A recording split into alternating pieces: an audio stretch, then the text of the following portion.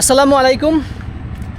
যারা আঙ্গুর চাষ করতে চান, আঙ্গুর গাছের পরিচর্যা সম্পর্কে জানতে চান, আজকের ভিডিওটি দেখলে অবশ্যই কিছু শিখতে পারবেন। এটা হচ্ছে মিষ্টি জাতের একটি আঙ্গুর।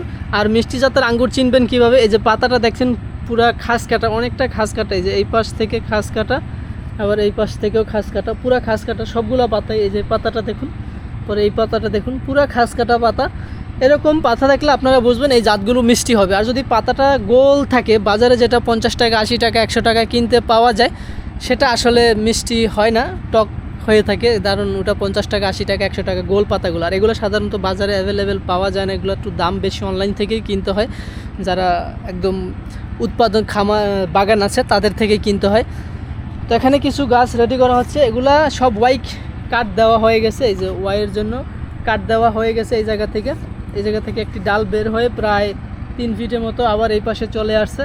আবার এই পাশেরটাও এই যে এই জায়গা থেকে এই মাথা এই পাশে চলে আসছে।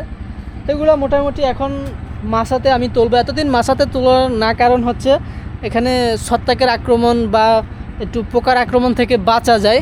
কারণ এখানে আমার এই যে শেড দেওয়া, চারিদিকে জাল দিয়ে বেড়া দেওয়া, এবং অতিরিক্ত বৃষ্টি হলে আমি আবার এই যে উপরে টিনও দিয়েছি, সেটাও আমি দিতে পারি।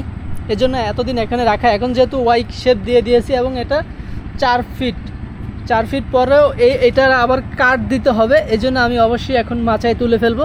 আর মাচাটাও আমার রেডি করা আছে। এই যে দেখুন, এই যে এখানে 4টা বেডের মতো 4 জায়গায় 4টা প্রথমে বসাবো চারা।